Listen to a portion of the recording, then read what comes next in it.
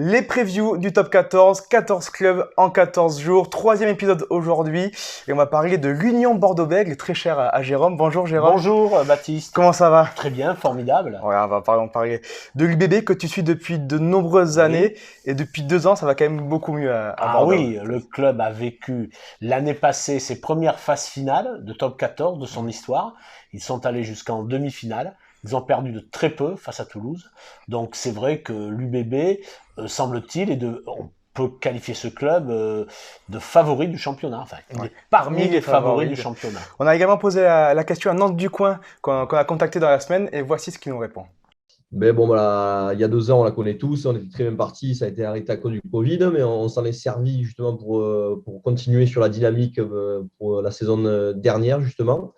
Et ben, malgré pas mal de frustration, je pense que le club grandit. On fait quand même 3 demi-finales, donc il faut qu'on s'appuie là-dessus. On est en perpétuelle progression et voilà, maintenant on veut aller chercher des finales et pourquoi pas des titres, mais on sent que d'année en année, ben, l'UBB progresse, l'UBB est un peu plus respecté et donc c'est ça qui est bien aussi. On sent que tout un club grandit, donc on est content de participer à ce projet. L'UBB progresse, l'UBB grandit selon Ducoin et même plus respecté. C'est un truc que tu sens même toi avec tes confrères journalistes que l'UBB bien sûr, a changé de dimension. Bien sûr, l'UBB est un club qui est craint.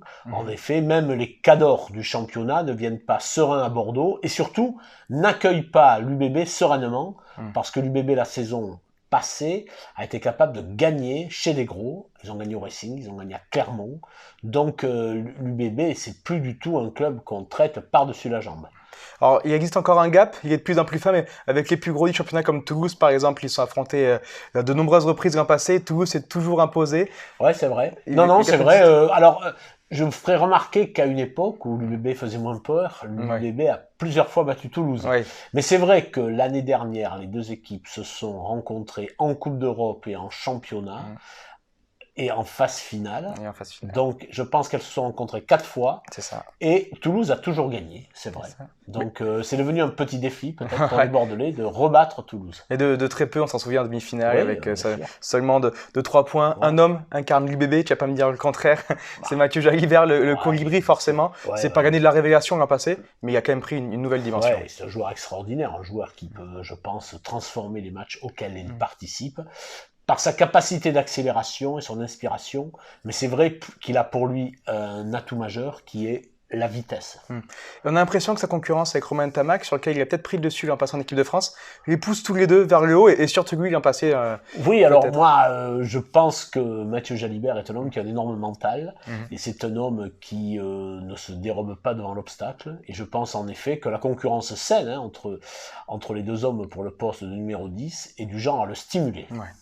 Pour en finir avec cette première thématique, on a demandé à Nance comment ça se passait cette préparation physique à l'Union Bordeaux-Bègles cette année. Ben, pour rien cacher, les 5 semaines de vacances ont fait beaucoup de bien. Ouais. Parce que la saison dernière a quand même été interminable. Donc, il fallait qu'on coupe physiquement, mais aussi mentalement. Et ensuite, on était très contents de se retrouver. Et, donc, c'est jamais très drôle les prépas physiques d'intersaison parce que voilà, tu reviens un peu de zéro, il faut refaire la caisse souvent, mais tu es un peu à la quiche, comme on dit. Mais en tout cas, nous à Bordeaux, on a retrouvé encore un super groupe, très bonne ambiance. Et je crois que ça a aussi le plaisir de se retrouver, le plaisir d'en chier tous ensemble. Et pour l'instant, on a fait 3 semaines de qualité. On enchaîne avec la seconde partie sur les recrues. Comme l'an passé, peu de recrues à Bordeaux, seulement 5, mais peut-être moins de noms clinquants, moins de paillettes que l'an passé. On rappelle que l'an passé, il signe quand même Ben Lam, il signe quelques noms qui arrivent et en cours de saison Picamol également. Enfin, beaucoup de bons noms est arrivé. Les joueurs sont peut-être moins connus cette année, mais Urios cherchait peut-être de la stabilité. Oui, après, c'est difficile à expliquer. Disons que oui, il est moins bouleversé. Il y a des opportunités, il y a des histoires de fin de contrat, il y a des histoires, c'est difficile de faire un énorme recrutement tous les ans. Donc, mais je pense quand même que si vous regardez, il y a quand même François Trinduc qui vient. Je crois qu'il a 66 sélections, je crois, de mémoire. C'est quand même pas rien, c'est un grand nom, même s'il est en fin de carrière. Mais c'est vrai qu'il n'y a pas d'énormes vedettes. Mais alors, il y a des joueurs qui viennent de Pro D2 dont on dit le plus grand bien. Ouais. Donc, on va les citer, ces joueurs un par un. 5 recrues, donc on commence avec... on va commencer par devant avec Pablo Dimchef. Qu'est-ce que Oui, tu veux me dire alors de ce lui joueur? c'est un talonneur argentin. Alors Mhm. il a été recruté un peu in extremis Mhm. en raison des sélections et en équipe de jeunes, en équipe d'Afrique du Sud pour Mhm. Douéba. Ouais, Alors il y avait aussi le Sevens, c'est tout bête, mais il y ouais, avait Maxime Lamotte qui était au Sevens, ouais. au moins pour la première manche, etc. Donc ils ont assuré le coup avec ce jeune talonneur argentin qui en effet est, paraît-il, très dynamique et très puissant. Alors, t'en parlais de ces recrues de Pro D2. Le deuxième qu'on va citer, c'est Alban Ah oui, Roussel, ah oui. qui arrive. Alors, qu'est-ce que tu penses de ce Ah, joueur? il paraît qu'il est très très bon. Il a été Mhm. international chez les jeunes. Mhm. Il a été champion du monde en 2018 Mhm. avec les moins de 20 ans.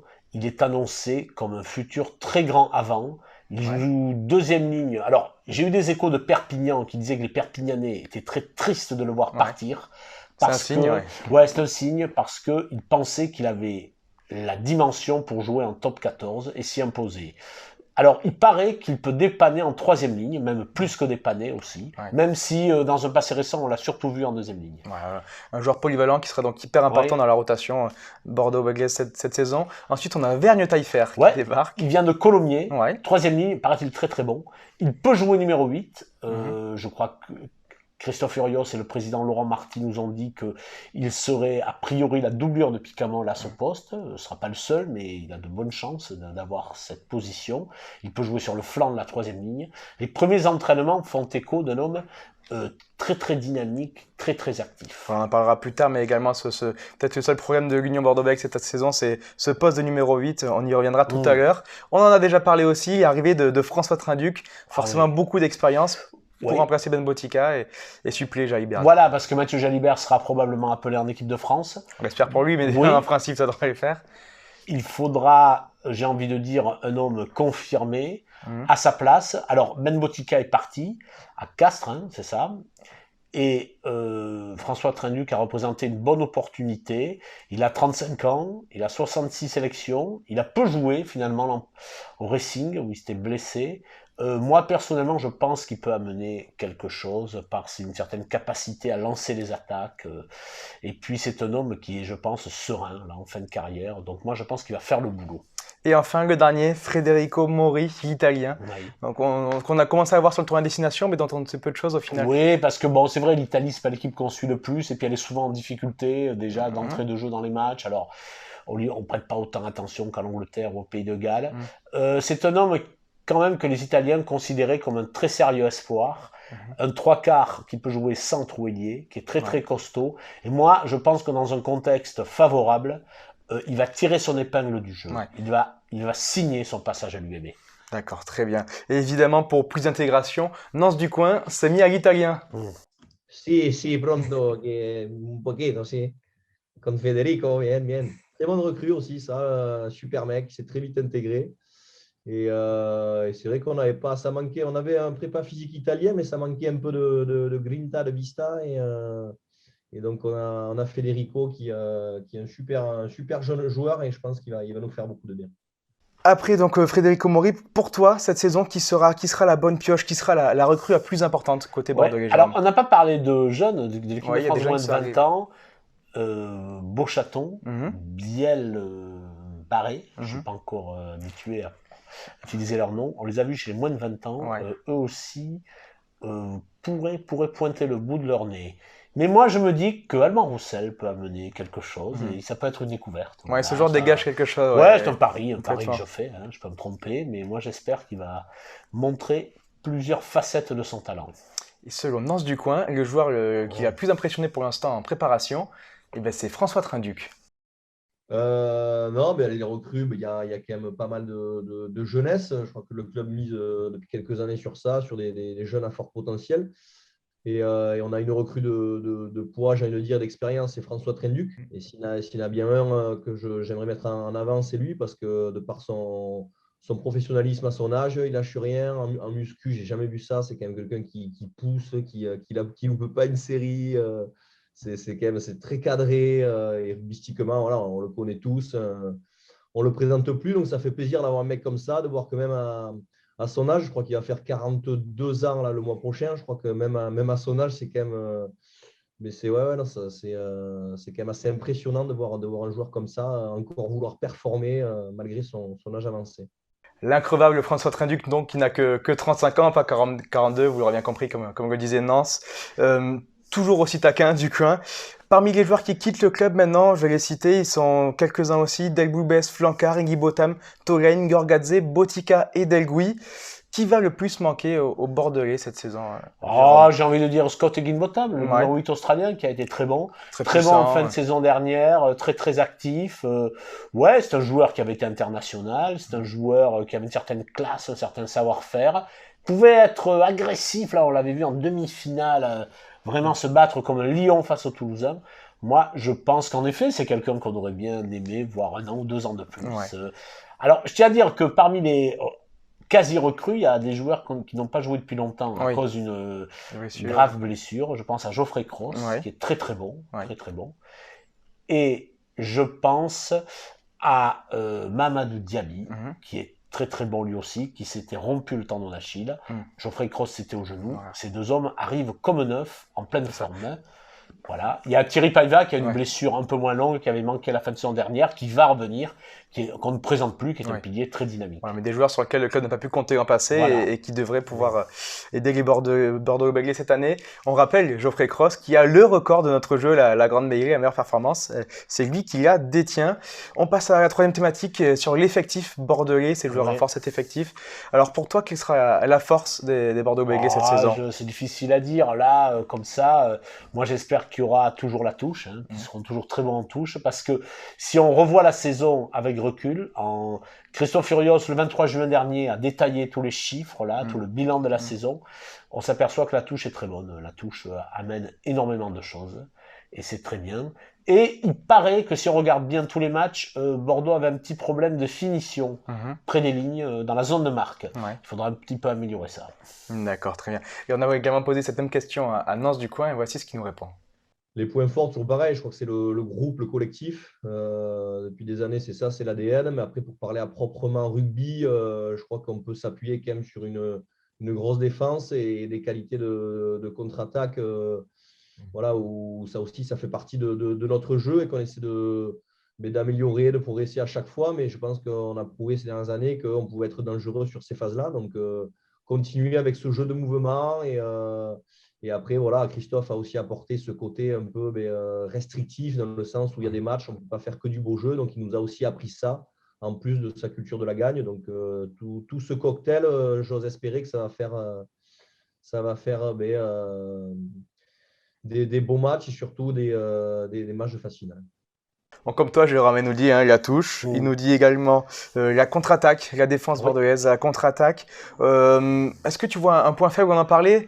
La rotation du numéro 8 peut-être? Je ne sais pas si c'est un point faible, mais c'est vrai que quand on révisait l'effectif comme ça, à tête reposée après les vacances, on se rendait compte que derrière Picamol, il n'y a pas de numéro 8 professionnel, j'ai envie de dire patenté, très connu. Mais alors, on nous a dit que Bastien Vergne-Taillefer, qu'on ne connaît pas trop encore, pouvait remplir ce rôle. Alexandre Rouma peut être utilisé là-dessus, à ce poste. Il l'a déjà fait brièvement dans le passé. Alban Roussel aussi peut jouer à ce poste. Donc voici, donc je vais décrire le 15 probable que tu as dessiné dans le middle il y a une semaine de ça. Alors du 1 au 15, ça donnerait Poirot, Ménadier, Kobilas en première ligne, Cazot et Marais en seconde ligne, une troisième ligne Petit, Woki, Picamol, qui est quand même énorme, Lucu Jalibert à la charnière, Ben Lam et Cordero aux ailes, Lamera et Moefana qui devrait peut-être faire son retour aussi parmi ces joueurs qu'on aimerait plus voir à Bordeaux, et Romain Buros à l'arrière. Une des révélations de la saison aussi, Romain Buros. Une fin de saison magnifique. Alors je regrette que par un concours de circonstances, il n'ait pas joué en équipe de France. Il manque pas grand-chose. Peut-être parce que Kylian Jaminet, c'est Kylian son prénom, s'est révélé, et c'est normal, Fabien Galtier a voulu le tester sur les 3 matchs, donc il n'a pas eu de chance, Romain Buros, mais il aurait tout à fait mérité d'avoir une cape. Je te corrige, je me corrige aussi en même temps, c'était Melvin Jaminet, ils sont deux les frères, voilà, c'est Melvin qui donc a porté maillot bleu, et voilà, on sait que c'est peut-être un des postes avec le plus de rotation en équipe de France, avec Dulin, avec Jaminet, il faudrait peut-être qu'on verra un de ces jours, Romain Buros, porter le maillot bleu. Et pour finir du coup cette émission, Jérôme, on va parler de l'objectif de la saison. On a demandé forcément à Nance de Coin quel était l'objectif fixé par les Bordeaux-Bègles. On n'a pas encore déterminé tous ensemble les objectifs. Ça va arriver dès la semaine prochaine où on va se réunir sur une matinée. Mais oui, je pense que voilà, on s'est prouvé l'année dernière qu'on pouvait faire partie des 4 meilleures équipes et d'Europe et de France, hein. On sait qu'on a un groupe qui n'a pas trop bougé, qui est stable. On se connaît bien maintenant. Et c'est vrai qu'on a envie tous d'aller encore plus marquer l'histoire de ce club.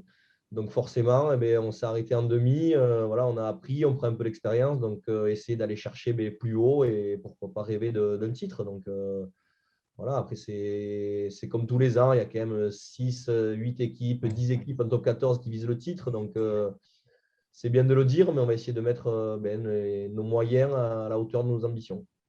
Une finale forcément pour l'UBB, donc Jérôme, une finale pour l'UBB, tu crois que ce soit en Coupe d'Europe ou en top 14? Oui, j'y crois, je la souhaite, oui, Ouais. absolument. Il y aura la concurrence, on l'a vu, peut-être que le Racing sur la ligne de départ, le Racing, Bien Toulouse sûr, et Rochelle. je ne vais pas dire que c'est par facile, devant, ouais. mais bon, vu ce qu'a fait Bordeaux depuis 2 ans, parce qu'il faut oublier il y a 2 ans, quand le Covid s'est déclaré, Bordeaux était tout simplement premier du top 14. Quoi. Donc, ils auraient très bien pu être champions en 2020. Oui.